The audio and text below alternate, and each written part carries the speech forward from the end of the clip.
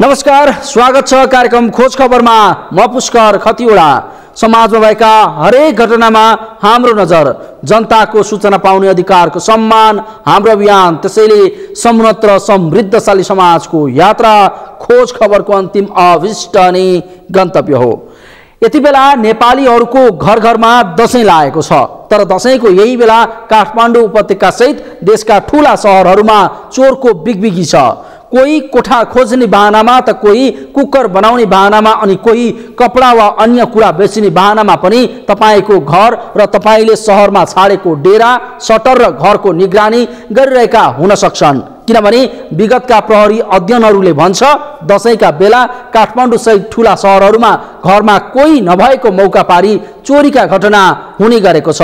अर्थात् दशैं मान्न शहरमा भाडाका कोठा, घर वा सटर छाडेर गाउँ जाँदा यता चोरी पनि हुन सक्छ। आखिर के छ त काठमाडौँ सहित ठूला शहरमा दशैंमा हुन सक्ने चोरीको?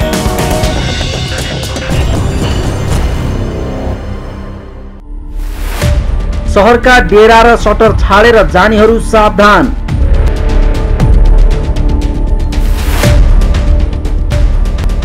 दशैंमा काठमाडौँ र प्रमुख शहरहरूमा चोरीको थ्रेट। चोरीबाट बच्न आफै सतर्क हुन प्रहरीको अपिल।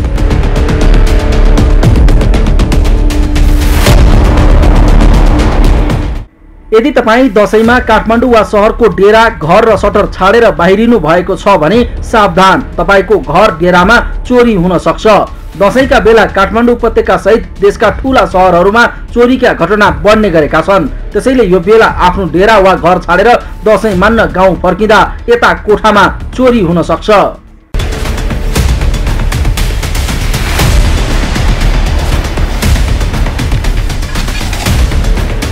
विगतका थुप्रै घटनाक्रमले भन्छ दशैंका बेला काठमाडौँ उपत्यकामा चोरीका घटना बढ्छन्। त्यसैले यो बेला काठमाडौँ उपत्यकामा घर भएका वा डेरा गरेर बस्नेहरू घर फर्किँदा सुरक्षित हुनु पर्दछ।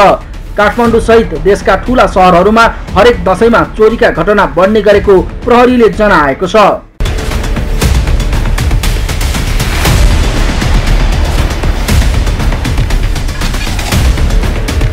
चाडपर्वका बेला उपत्यकामा डेरा भएकाहरू घर फर्किँदा काठमाडौँ सुनसान हुन्छ।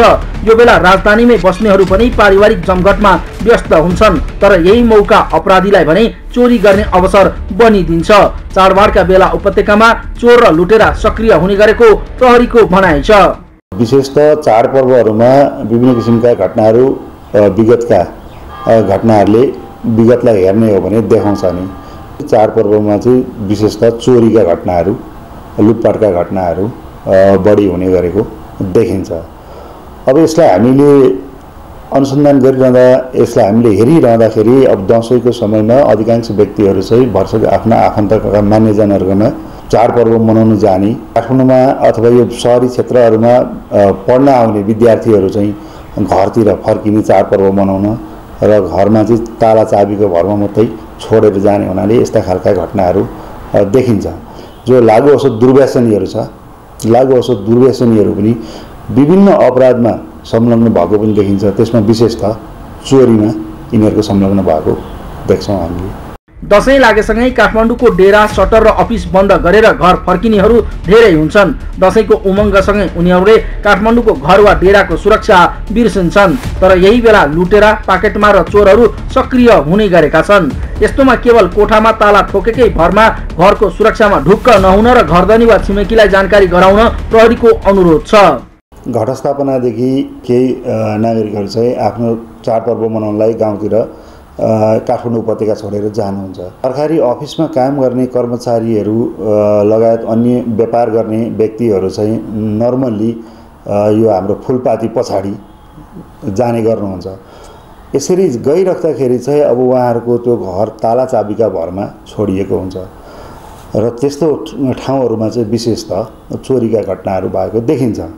अब यो नियन्त्रण र न्यूनीकरण गर्नका लागि चाहिँ यदि म यहाँहरूकै टेलिभिजन मार्फत आम नागरिकमा जो चाहिँ आफ्नो घर छोडेर चाडपर्व मनाउन बाहिर जाँदै हुनुहुन्छ उहाँहरूमा के अनुरोध गर्छु भने यहाँहरूले घर छोडेर जाँदाखेरि आफ्नो नजिकको छिमेकीलाई चाहिँ म यति दिनका लागि म यो ठाउँमा जाँदैछु भनेर जानकारी दिने आफ्नो टेलिफोन नम्बर चाहिँ एक्सचेन्ज गर्ने छिमेकीहरूसँग, अनि नजिकको प्रहरी कार्यालयमा म फलान ठाउँमा बस्छु र म यति दिनमा आउँछु, मेरो चाहिँ सम्पर्क नम्बर यो हो, यसो यहाँहरूले चाहिँ निगरानी गरिदिनु होला भनेर यसरी जानकारी दिएर जानुभयो भने चाहिँ सम्भवतः यी चोरीका घटनाहरूलाई हामीले न्यूनीकरण गर्न सक्छौँ।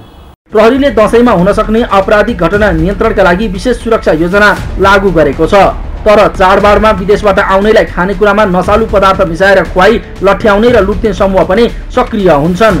$60 दिने बहानामा ठगी गर्ने समूहहरू पनि यही बेला सक्रिय हुन्छन्। गहना लुट्ने लुटेराको समूह पनि दशैंमा सक्रिय भएको हुन्छ। यस्तोमा घर छाडेर बाहिर जाँदा सुरक्षित हुनुपर्ने र घरमा पनि समय व्यवस्थापन गरेर मात्रै जानुपर्ने सुरक्षा विज्ञहरूको सुझाव छ। अब यहाँ त के छ भन्दाखेरि तपाईको सहकारी छ हैन, नेपाल गभर्नमेन्ट, नेपाल सरकारबाट सञ्चालित ब्याङ्कहरू छन् हैन, प्राइभेट ब्याङ्कहरू पनि छन्, सहकारी सङ्घ संस्थाहरू पनि छन्। त्यस्तो ती ब्याङ्कहरूमा जहाँ चाहिँ नि सुरक्षा गार्डले पहरा दिइरहेको हुन्छ हैन, त्यहाँ पनि हामीले चाहिँ नि चल सम्पत्ति सुन चाँदी गरगहना राखेर पनि त जान सक्ने अवस्था हुन्छ नि, तर हामी राख्दैनौँ हैन।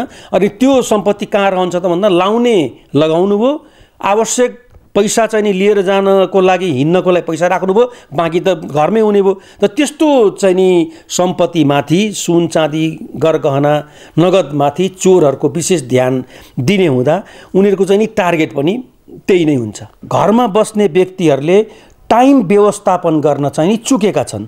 टाइम व्यवस्थापनमा चुक्ने कारणले गर्दा घरमा कोही नहुने अनि चोरलाई पनि तपाईको चोरी गर्ने अवसर चाहिँ नि प्राप्त हुने। चाडपर्व मनाउन जानुपर्ने भयो, कतै घर छोडेर कतै टाढा जानुपर्ने भयो, 1-2 दिन चाहिँ नि नआउने गरेर वा अन्य कामको सिलसिलामा कतै जानुपर्ने भयो भने जानै नपर्ने व्यक्ति पनि त फ्यामिलीमा चाहिँ नि हुन्छ नि, 1-2 जना त जानै नपर्ने व्यक्ति पनि हुन्छ, वा सबै चाहिँ नि जानुपर्ने भए तापनि एउटा ग्रुप चाहिँ नि गएर आउँदासम्म अर्को व्यक्तिले चाहिँ नि घर चाहिँ कुर्न पनि त सकिन्छ नि।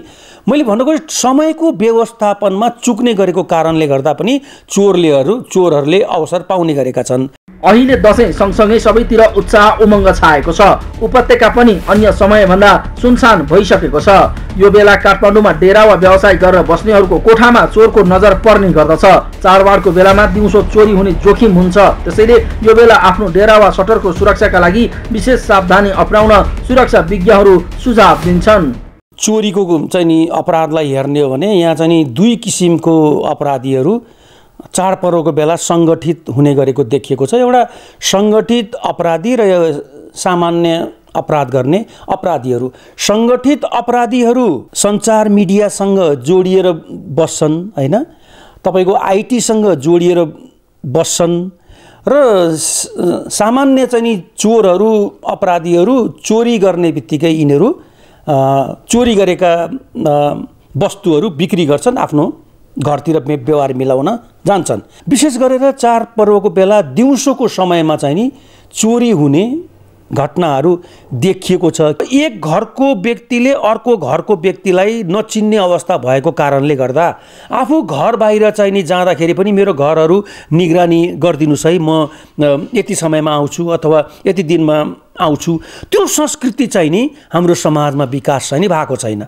एउटा व्यक्तिले अर्को व्यक्तिलाई नचिन्ने र ऊ आफ्नो हिसाबले चाहिँ नि घर छोडेर ताला लाएर हिँडिदिने र अर्को व्यक्तिलाई पनि मेरो सरोकारको विषय नै होइन भन्ने कुरो चाहिँ नि यस्तो अवस्था चाहिँ नि हाम्रो समाजमा अहिले देखिएको हुँदा पनि चोरहरूले चाहिँ नि प्रशस्त अपराध गर्ने अवसर चाहिँ नि पाएका छन्। दशैंका बेला आफू बसेको ठाउँको घर वा कोठा छाडेर मान्यजन बस्ने गरेको ठाउँमा जाने क्रम धेरै हुन्छ। यसो गर्दा आफू बस्दै गरेको ठाउँको घर वा कोठामा कोही हुँदैन र यस्तो बेलामा बहुमूल्य सामान वा नगद चोरी हुने खतरा पनि धेरै हुन्छ। यस्तोमा दशैंका बेला घर वा कोठा छाड्दा पनि चोरी हुनबाट बच्न के गर्ने त? बहुमूल्य सामान र नगद घरमा नराख्ने, बोकेर जान नमिल्ने सामान भए ब्याङ्कको लकर वा भरपर्दो आफन्तलाई राख्न दिने, सपरिवार कतै जानुपर्ने भए सामाजिक सञ्जालमा लोकेसन सार्वजनिक नगर्ने, महँगा गहना लगाएर मठ मन्दिर नजाने, यात्रा नगर्ने, बाहिर जानु अघि झ्यालढोका बलियो पारेर ताला लगाएर मात्र जाने, केही दिन घरमा नआउने भएमा सुरक्षा निकाय वा आफन्तलाई जानकारी दिने, घरमा सुरक्षा साइरन, सीसीटीभी लगायतका प्रविधिको प्रयोग गर्ने, दशैंमा सुरक्षा व्यवस्था मजबुत बनाउन काठमाडौँ उपत्यकामा 7758 जना प्रहरी खटाइएको छ।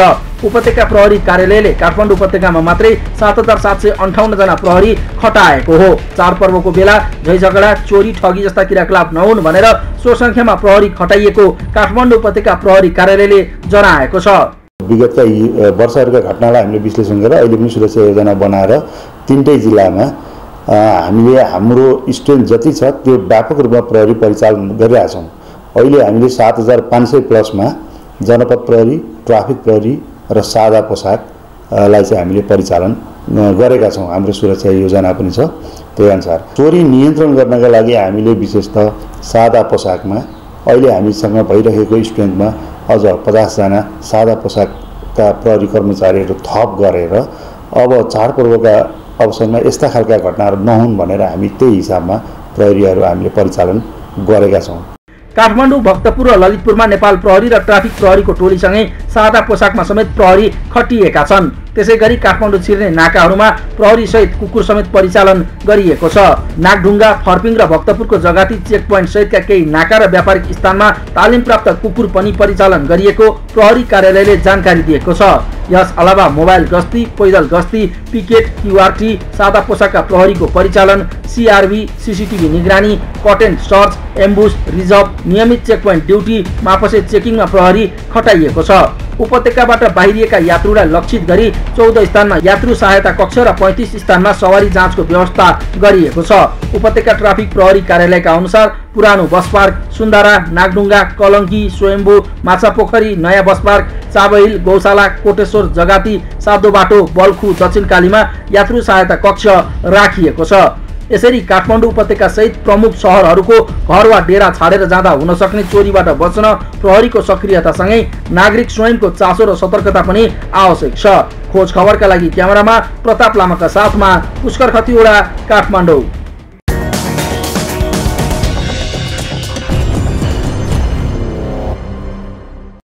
हो, काठमाडौँ उपत्यका सहित ठूला सहरहरूमा डेरा, सटर वा घर छाडेर दशैं मान्न गाउँ गएकाहरू सावधान हुनुपर्दछ।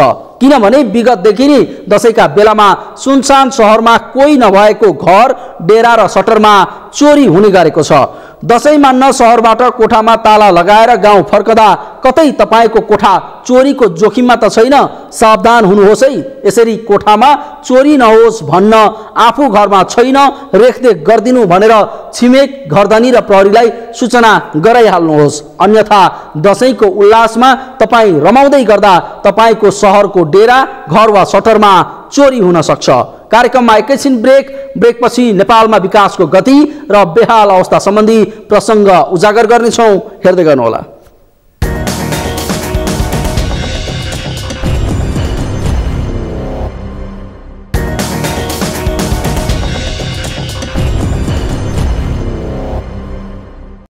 ब्रेकपछि स्वागत छ। कार्यक्रम हो खोज खबर। नेपालमा अधिकांश सार्वजनिक सम्पत्तिको निर्माण गर्न जनप्रतिनिधि, सरकारी कर्मचारी वा कुनै पनि सरकारवाला निकायले खासै चासो दिएको पाइँदैन।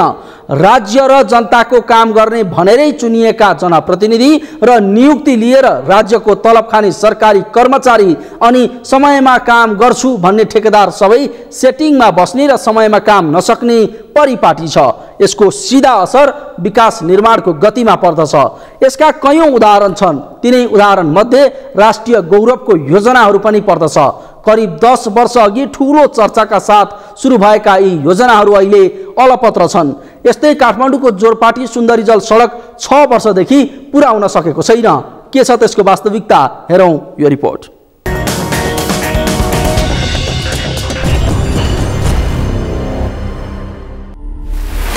6 वर्षमा पनि अधुरै काठमाडौँको जोरपाटी सुन्दरीजल सडक।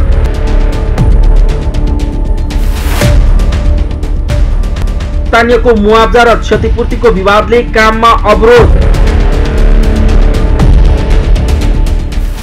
देशका अधिकांश राष्ट्रिय गौरवका आयोजना समेत अलपत्र।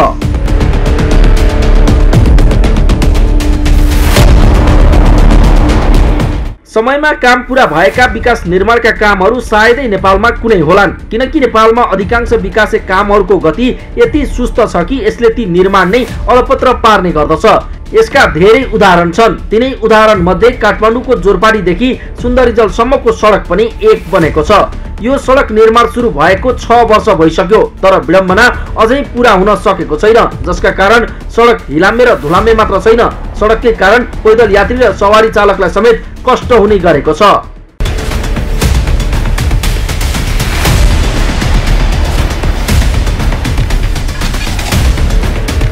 केवल 7 किलोमिटर लम्बाइको जोरपाटी सुन्दरीजल सडकको निर्माण कार्य 6 वर्ष अघि करिब 69 करोडको लागतमा 2 वर्षमा बन्ने गरी थालिएको थियो, तर यो सडक आयोजना अझै सम्पन्न हुन सकेको छैन। काठमाडौँ सडक विस्तार आयोजनाले 22 मिटरको सडक विस्तार गर्न थालेपछि स्थानीयले मुआवजा र क्षतिपूर्तिको माग गर्दै आन्दोलन गरे। सर्वोच्चले स्थानीयलाई क्षतिपूर्ति दिन आदेश पनि दियो, तर स्थानीयको माग अनुसार क्षतिपूर्ति दिन नसकेपछि गोकर्णेश्वर नगरपालिकासँगको समन्वयमा यो सडक 14 मिटरमा विस्तार गर्ने आयोजना सुरु गरिएको छ। जोरपाटीदेखि सुन्दरीजल सडकमा दुईटा ठेका हुन्। दुईटा ठेकामध्ये कन्ट्र्याक्टर चाहिँ एउटै हो, सिएम कन्स्ट्रक्सनको हो। त्यसमा चाहिँ 7 किलोमिटर ठेका, 7 किलोमिटर दुईटा 3.5 किलोमिटरको दुईटा ठेका। दुईटा ठेकामध्ये 3.5 किलोमिटर सुरुको पाटोमा चाहिँ काम ब्ल्याक टप गर्ने, कालोपत्री गर्ने काम सम्पन्न भइसकेको छ। त्यसपछि उतापट्टिको चाहिँ 3.5 किलोमिटरमा चाहिँ 495 मिटर चाहिँ कालोपत्र गर्न बाँकी छ। खोलामा चाहिँ वाल हाल्न नदिएको विवाद अहिले पनि विवादै गरिरहेका छन्। दुई साइडतिरै चाहिँ वाल हाल्न दिइरहेका छैनन् पुलको छेउमा। त्यसले गर्दाखेरि विवादित भएर त्यहाँ रोकिया छ। 360 मिटर छ त्यो एरिया। पहिला रोडवे क्लियर थिएन। 22 मिटर रोड बनाउनलाई 22 मिटरकै चाहिँ सबै क्षतिपूर्ति मुआवजा जे हो सबै गरेर जमिन क्लियर गरेर आफ्नो सडकले आफ्नो जमिन चाहिँ पहिले निर्धारण गरेर गरे भएपछि त्यो समस्या नआउने हो। अब त्यसमा चाहिँ उपत्यका विकास प्राधिकरणले चाहिँ जग्गा र घरको क्षतिपूर्ति दिने, जग्गा खाली गरिदिने, अनि हामीले चाहिँ काठमाडौँ उपत्यका सडक विस्तार आयोजनाले सडक निर्माण गर्नलाई प्रोसेस हो। तर के भयो भने काठमाडौँ उपत्यका विकास प्राधिकरणले पनि के घरको क्षतिपूर्ति मुआवजा दियो, तर सबै जग्गा र घरको चाहिँ क्षतिपूर्ति मुआवजा दिन सकेन र घर जग्गा चाहिँ जसले जमिन छोड्यो, जमिन दियो, जमिन दिनेहरूको चाहिँ मतलब ठाउँमा चौडा रोड बन्ने भयो, जमिन नदिनेको ठाउँमा सडकको चौडाइ कम भयो। यसरी सडकको केन्द्रबाट 11 मिटर दायाँ बायाँ सडक विस्तार गर्दा 100 घर भत्काउनु पर्ने हुन्छ, तर योजनाले सर्वोच्चको आदेश अनुसार घर र जग्गा दुवैको मुआवजा दिएर एउटा पनि घर भत्काउन सकेन। अरू त अरू 5 वर्षसम्म एउटै घर भत्काउन नसकेपछि अहिले हाल भएकै स्थितिमा सडक निर्माण थालिएको छ, तर अहिलेसम्म 80% काम सम्पन्न भइसकेको काठमाडौँ उपत्यका सडक विस्तार योजनाले दाबी गरेको छ। अब यसमा लगभग 6 वर्ष जति भयो हैन। यसमा चाहिँ टोटल चाहिँ वर्ष चाहिँ 3 वर्ष मात्रै काम भएको, लास्ट अन्तिम चाहिँ 3 वर्षमा। अब चाहिँ काम अन्तिम चरणमा छ काम चाहिँ टोटलको त, किनभने 100मा चाहिँ 80% जति मात्रै काम हुने हो हैन। 80मा 75% काम भयो, 5% चाहिँ बाँकी छ। ढिलाइ हुनुको कारण रोडवे चाहिँ क्लियर नहुने मेन कारण हो, जमिन उपलब्ध नहुनुको कारण नै मेन कारण हो। पुष मसान्तमा सबै क्लियर भएर फाइनल बिलै बन्न भन्ने आशाले बर्खाले काम रोकिया छ। असहज कार्तिकमा चाहिँ त्यसको ब्ल्याक टप गर्ने जति छुट छ नि त्यो भ्याइन्छ। अरू काम चाहिँ फुटपाथको काम, रेलिङको काम, अरू पेन्टिङ डेन्टिङको काम सम्पूर्ण निर्माण काम चाहिँ भइरहेको छ साइडमा। अब आशा राख्नु पर्ने पनि देखिरहेछ, त्यो साइडले पनि बताइरहेछ, किनभने काम सबै क्लियर भइसक्यो। पेन्टिङको काम, फुटपाथको काम, रेलिङको काम, बाँकी रहेका कामहरू सबै चलिरहेका छन्। अहिले पनि वर्षा नरोकिया कारणबाट यो प्लान्टहरू चाहिँ जो जहाँ ब्ल्याक टपको मिक्सिङ गर्ने ती प्लान्टहरूमा बाटो क्लियर नभएको, मेटेरियल नआएको अवस्थाले मात्रै ब्ल्याक टपको काम रोपिएको छ। ब्ल्याक टपको काम सिद्धिने बित्तिकै त्यो पेन्टिङहरू पनि सिद्धिहाल्छ। अब चाहिँ हामी फुल्ली 100% हामी विश्वासमा छौँ कि अब यो काम सम्पन्न हुन्छ। अहिले यसरी करोडौंको लगानीमा बन्न लागेको सडक आयोजना समयमै पूरा नहुँदा पैदल यात्रुदेखि सवारी चालकसम्मले कष्ट भोग्न बाध्य छन्। यो बाटो त यहाँ हामीलाई भन्दा पनि अझ बाटोमा हिँड्ने बाटोहरूलाई नै समस्या परेको छ। अब हामीलाई त के समस्या पर्छ भन्दाखेरि पानी परेको बेला चाहिँ बढी हिलो हुने, पानी जम्ने तपाईँहरूले देखिरहनु भयो। तर पानी नपरेको बेला पनि यहाँ चाहिँ धुलो बढी उड्ने भएको छ हैन। धुलोले गर्दाखेरि यहाँ स्वास्थ्यमा पनि निकै हानि भइरहेको छ। यहाँ विशेष गरी हामीलाई पसलवालाहरूलाई र बाटो हिँड्नेलाई चाहिँ समस्या धेरै छ भन्छु म चाहिँ। खास बाटोको लागि चाहिँ यो समयमै बनाउनु पर्ने हो। तर यहाँ चाहिँ मलाई जहाँसम्म लाग्छ यो दक्षिण ढोकादेखि यो पुलसम्म चाहिँ बाटो नबढेको कारणले गर्दाखेरि चाहिँ यहाँ दक्षिण ढोकाभन्दा पारि चाहिँ बाटो बढिसकेको छ, तर यहाँभन्दा पारि पनि बढेको छ। यो बिचको बाटोमा चाहिँ यहाँ जहाँसम्म लाग्छ यो प्रब्लम भनेको चाहिँ घरधनीहरूले गर्दाखेरि चाहिँ प्रब्लम भइरहेको हो कि जस्तो लाग्छ है। उनीहरूले चाहिँ जति जो बाटोको लागि मापदण्ड छोड्नुपर्ने हो त्यति चाहिँ नछोडेको कारणले गर्दाखेरि यो काम चाहिँ ढिलाइ भएको हो कि जस्तो लाग्छ है मलाई चाहिँ। जहाँसम्म बढ्दो सहरीकरणसँगै सवारी साधन र जनसङ्ख्या वृद्धिले सडक थप साँघुरो भइरहेको बेला फराकिलो र चिल्लो सडकको प्रतीक्षामा पैदल यात्रु तथा सवारी चालकले 6 वर्षदेखि खेपेको शास्ति पुसभित्र सकिने योजनाको दाबी छ। केवल यो एउटा सडक मात्र होइन, देशका महत्त्वपूर्ण परियोजना निर्माणको हालत पनि यस्तै छ। अधिकांश राष्ट्रिय गौरवका योजनाहरूको हालत सुस्त कामका कारण झनै बिग्रँदो छ।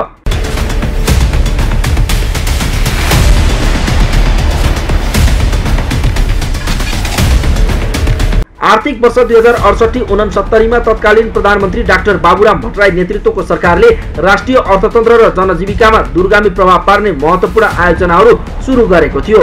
17 वटाबाट सुरु भएको परियोजना संख्या बढेर अहिले 24 पुगेको छ। तर सुरु भएको 10 वर्ष बितिसक्दा समेत यसको निर्माण सुस्त गतिमा चलिरहेको छ।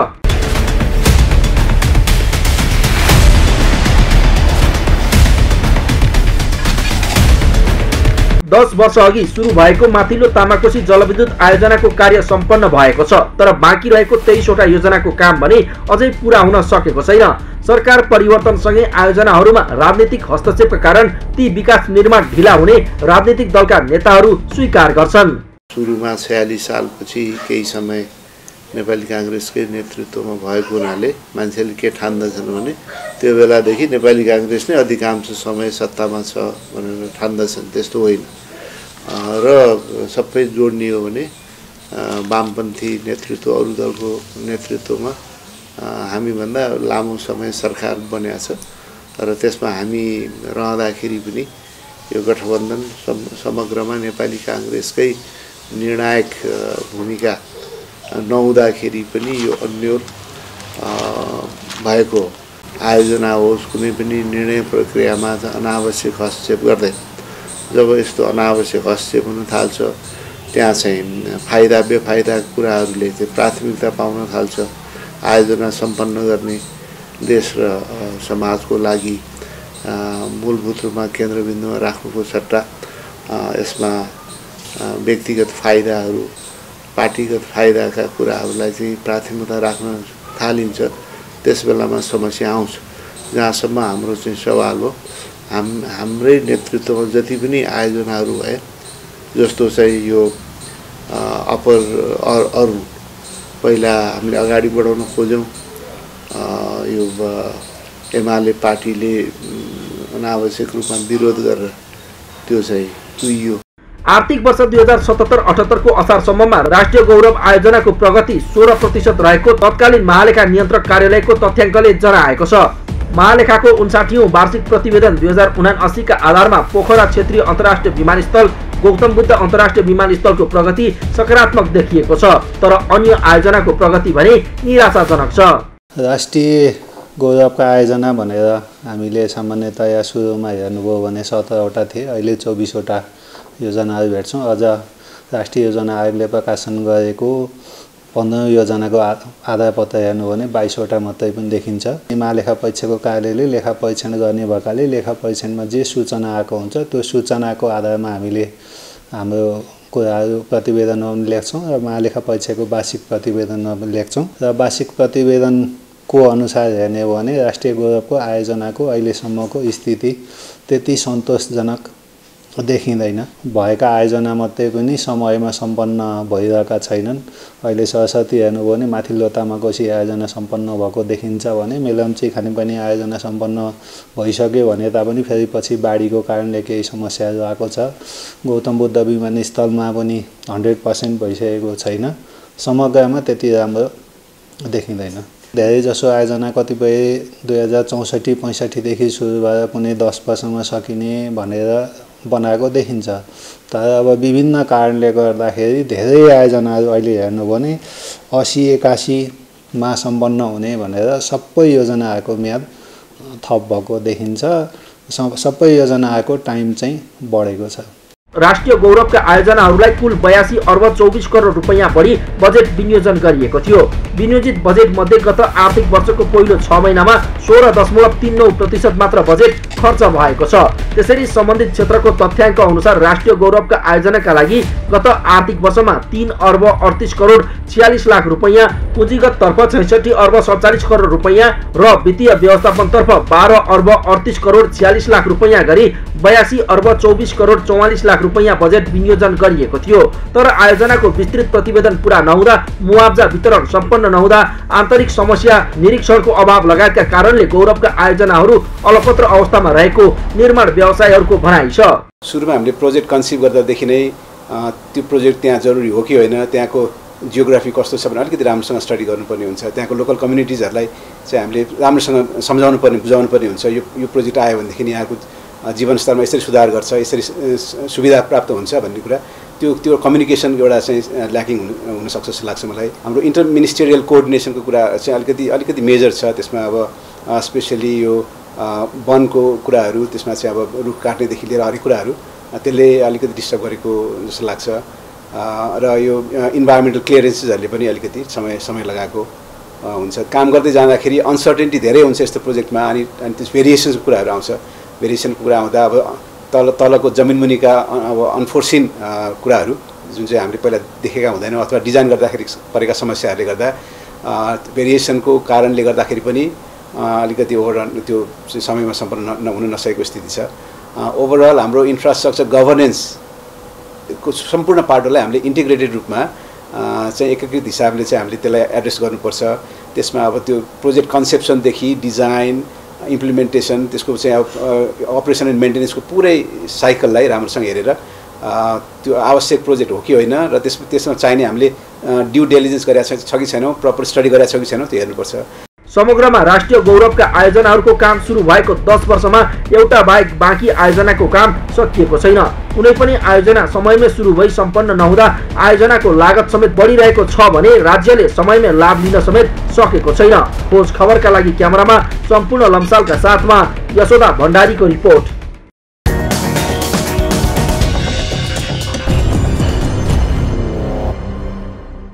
हो, राष्ट्रिय गौरवको योजनाहरू अलपत्र पर्ने क्रम बढ्दो छ। 10 वर्ष बितिसक्दा पनि 23वटा योजनाको निर्माण कार्य सुस्त छ। यसो हुनुमा सरकार परिवर्तनसँगै हुने राजनीतिक हस्तक्षेप मुख्य कारण हो। यता काठमाडौँको जोरपाटीदेखि सुन्दरीजलसम्मको सडक निर्माण सुरु भएको 6 वर्ष भइसक्दा पनि पुरा हुन सकेको छैन। यसरी समयमै निर्माण हुन नसक्दा सडक कहिले हिलाम्मे अनि कहिले धुलाम्मे भएर पैदल यात्रु, स्थानीय र सवारी चालकलाई कष्ट हुने गरेको छ। हवस् त, आजलाई कार्यक्रम खोज खबर यति नै। कार्यक्रम खोज खबरका विषयमा कुनै प्रतिक्रिया छन् भने हामीलाई khojkhabar@sagarmatha.tv मा इमेल गर्न सक्नुहुन्छ अथवा फोन नम्बर 0157 60 74 मा फोन पनि गर्न सक्नुहुन्छ। लुकेका र लुकाएका खबर निरन्तर जारी छ।